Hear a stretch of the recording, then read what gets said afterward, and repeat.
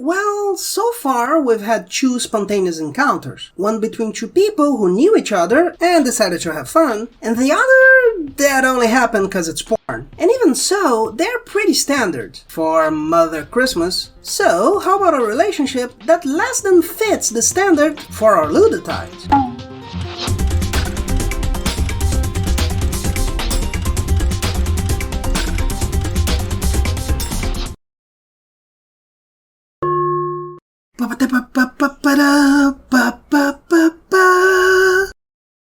Washiu Shirayuki's Christmas starts with her posing atop a car, seeing a terrifyingly toothed man running towards her. I have to imagine his gold thief's grandkid or something.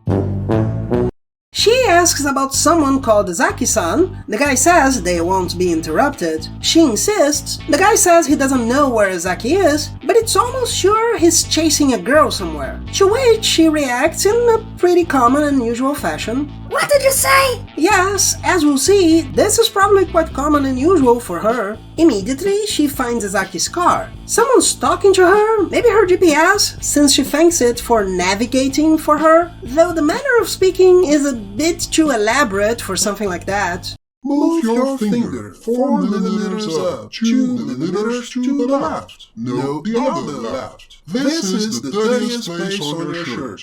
Unidentified microorganisms might be released to the atmosphere. Please do not scratch. Whoever it is, they ask her to make a U-turn because the snow is getting worse and the car wasn't made for snowy roads. She, of course, takes that advice seriously. After all the trouble I took to have the Santa outfit custom made, he's going to spend the night with another woman? I'll catch him in the act and punish him for it! As we can see, this character's personality is well shown. She isn't exactly mature, of course, but the characterization is very well done. In the last video, I talked about how simply showing pantaloons out of nowhere didn't make sense to me.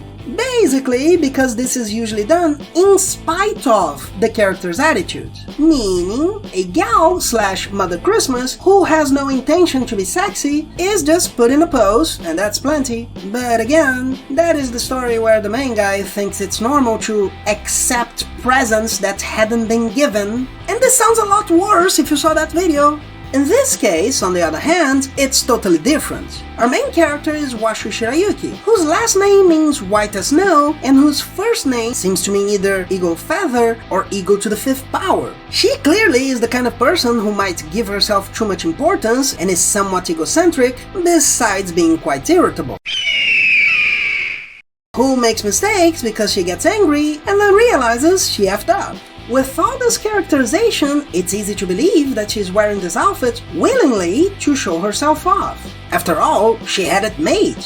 On top of that, the tiniest titan talks about he made a reservation months ago, which seems to mean she is a model / escort, that is, someone who works showing themselves off. It's hard to think she wasn't thinking about how she'd look when wearing an outfit I have to censor just cause she's sitting that was custom made for her. After we see the Tooth Fairy's failure is clinging to the outside of the car and she hasn't noticed. Why does it feel as though there's an unknown baggage moving around at the back? She says a snowy road is nothing, but she's interrupted when she hits Zaki's car. In his car, she sees that Zaki was working to find a missing girl who's eating a burger, certainly at Wacko Donardo, and he says if he were able to find her, he'd have a day off during the New Year's. Washiu tries to apologize, but she's so full of herself that she explodes screaming. It's your fault for standing me up! Did we have a prior engagement today? Since I received a reservation from that bag, I figured that you'd be with him. It's no good. The call won't go through.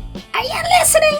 Certainly, an eagle to the 5th power can't calm down easily. She starts thinking he's angry and talks about being cold to go to her car. She has champagne there and could use it to break the ice, but the snowstorm is so strong that there must be even more ice around that car. And then he grabs her boobage, saying there's no other choice if she's cold, and away we go! At the beginning of the encounter, she says she trusts him and he can do as he wants, but then she complains, though never more than once. Normally, this could seem like regret, but it honestly seems like the two have a relationship and that is just part of how she behaves normally. The encounter is full of him calling her a masochist and saying things like that, playing bongos on her and then using a signal flare and saying, "Don't worry, I put the side that won't light a fire inside you." "Well, good, there might be gas there." I know, this could seem out of nowhere, and obviously must only work due to cartoon logic in this manga, but the bigger issue here, and in every such material, consent, is specifically mentioned here. She talks about him having used a pen in their first encounter, and that she's liking it, including him being more aggressive and how it's turning her on.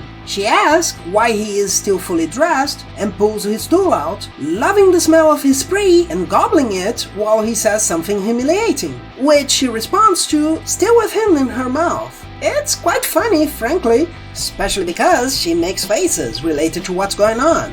Since he sees that she likes the smell, he finishes in her nose. Ew.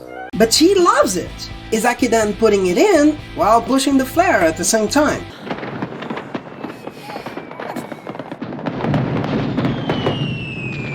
After it's all over, she finally says she's sorry, and he says he's falling asleep. She starts yelling that he can't fall asleep there, and starts slapping him. Ego to the fifth power, indeed. I found it really interesting how the two seem to be a good match. Even if not exactly conventional, the two seem to know and want what the other would do. The guy doesn't talk about his car being destroyed even once, and doesn't even seem surprised with her showing up there. I just don't know if Monika's distant cousin is still there. Must have become a tooth skull.